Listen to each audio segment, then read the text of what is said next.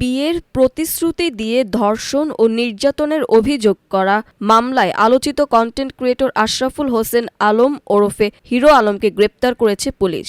আজ বৃহস্পতিবার বেলা 2:30টার দিকে বগুড়া থেকে ঢাকায় ফেরার পথে শাহজাহানপুর থানার সামনে গাড়ি থামিয়ে পুলিশ তাকে গ্রেপ্তার করে। থানা পুলিশ সূত্রে জানা যায়, গত বছরের 6 মে এক নারী বাদী হয়ে বগুড়ার নারী ও শিশু নির্যাতন দমন ট্রাইব্যুনাল 1-এ মামলাটি করেন।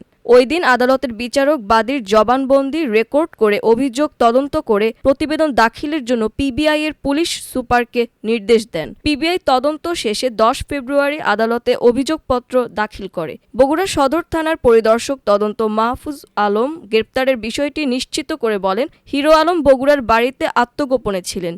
আজ দুপুরে বগুড়া থেকে তিনি ব্যক্তিগত গাড়িতে ঢাকায় পালিয়ে যাচ্ছিলেন। গোয়েন্দা তথ্যে খবর পেয়ে সদর থানা পুলিশ তার গাড়ির পিছু নেয়। পরে তাকে ধাওয়া করে শাহজাহানপুর থানা পুলিশের সহযোগিতায় মহাসড়কে ব্যারিকেড দিয়ে গাড়ি থামিয়ে গ্রেপ্তার করা হয়। তাকে আদালতের মাধ্যমে কারাগারে পাঠানোর প্রক্রিয়া চলছে। মামলার বিবরণ অনুযায়ী হিরো আলম বিয়ের প্রতিশ্রুতি ও নায়িকা বানানোর আশ্বাস দিয়ে একাধিকবার বাদীকে ধর্ষণ করেন। পরে এক মৌলবি ডেকে কবুল পড়িয়ে বিভিন্ন স্থানে বাসা ভাড়া নিয়ে একসঙ্গে থাকতে শুরু করেন। এক পর্যায়ে ওই নারী অন্তঃসত্ত্বা হয়ে পড়লে গত বছরের 18 এপ্রিল তাকে বগুড়ায় নিয়ে গর্ভপাতের জন্য চাপ দেওয়া হয়। রাজি না হওয়ায় 21 এপ্রিল হিরো আলম সহ অন্যরা তাকে মারধর করেন।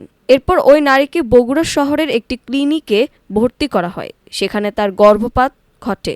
পরে 24 থেকে 26 এপ্রিল তিনি বগুড়ার শহীদ জিয়াউর রহমান মেডিকেল কলেজ হাসপাতালে চিকিৎসাধীন ছিলেন। হিরো আলম সিনেমা বানানোর কথা বলে ওই নারীর কাছ থেকে প্রায় 15 লাখ টাকা ধার নেন বলে অভিযোগপত্রে বলা হয়েছে।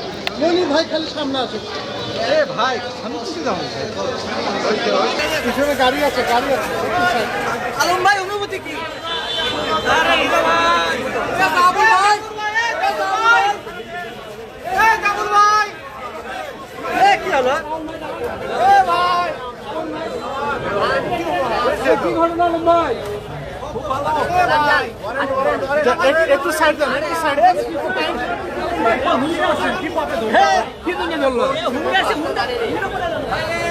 একটু সাইড দেন ভাই, একটু সাইড দেন।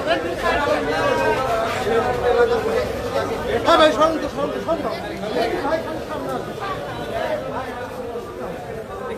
মেলা আছে